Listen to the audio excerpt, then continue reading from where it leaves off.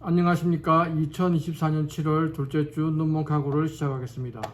먼저 상하이 운임지수를 살펴보겠습니다.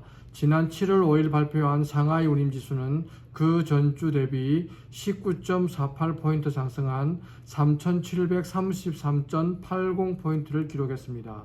최근 13주 연속 상승 중이며 이런 흐름이 계속된다면 2022년 7월 이후 2년 만에 4,000포인트를 돌파할 수 있을 것 같습니다.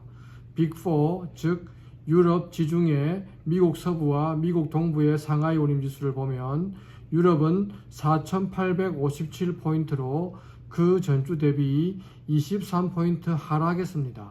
지난 4월 12일에 1971포인트를 기록한 이후 10주 만에 1971포인트에서 4880포인트까지 약 250% 상승한 이후 처음으로 하락했습니다. 하지만 지중해, 미국 서부와 동부는 아직도 상승 중입니다.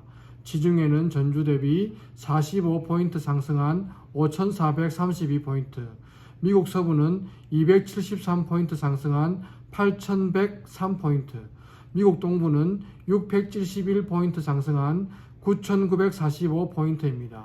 이를 보면 유럽과 지중해는 운임 상승이 멈추고 있는 것 같고 미국 서부와 동부는 아직도 계속 상승하는 것 같습니다. 그런데 시장에서는 미국 서부도 운임이 하락하고 있습니다. 미국 동부는 하락까지는 아니더라도 더 이상 운임이 올라가지는 않는 것 같습니다.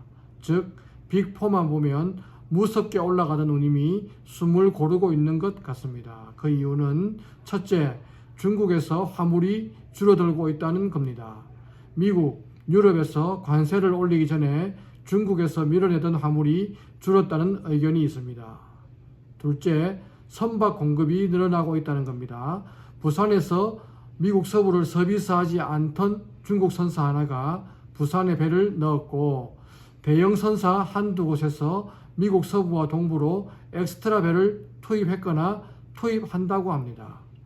후티 반군으로 인한 홍해 봉쇄로 수에즈 운하 대신에 남아공 희망봉을 돌아가는 것과 파나마 운하 수위 문제로 파나마 운하 통과 선박이 줄어서 수요보다 공급이 조금 부족하고 그 수요 공급 불일치가 계속되면서 운임이 폭등했는데 선사들이 이제 부족한 수요만큼 공급을 늘리고 있고 그러자 운임 상승이 멈추고 있는 겁니다. 선사들 보기에는 운임이 충분히 높으니까 아니면 더 이상 올라가기는 힘들어 보이니까 이제는 수익 극대화를 해야겠다고 생각하고 있지 않나 싶습니다.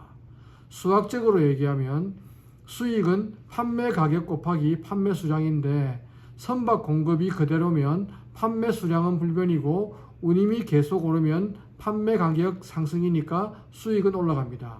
그런데 가격 상승이 멈추면 선박 공급도 변동이 없으면 수익 증가는 없습니다. 이때 수익을 올리려면 판매 수량을 늘려야 합니다. 즉 선박 공급을 늘리는 거죠. 그러므로 추가 선박 공급은 선사에서 운임이 더 이상 올라가지 않을 것으로 보고 있다는 증거가 될 수도 있습니다.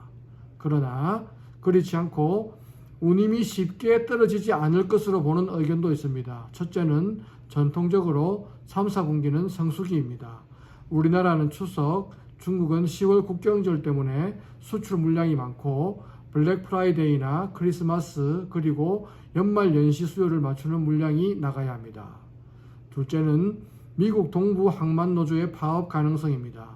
미국 서부 항만 노조만큼의 임금 인상이 안 되면 파업을 하겠다는 건데 쉽게 타결될 것 같지 않습니다. 그러면 미국 동부 물류는 대혼란이 일어나고 많은 물량은 미국 서부로 이동하게 되면 운임이 또 올라갈 가능성이 있습니다.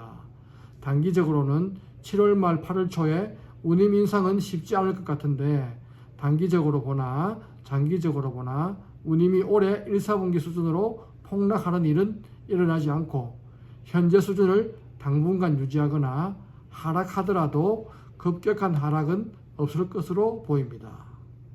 오늘은 여기까지입니다. 감사합니다.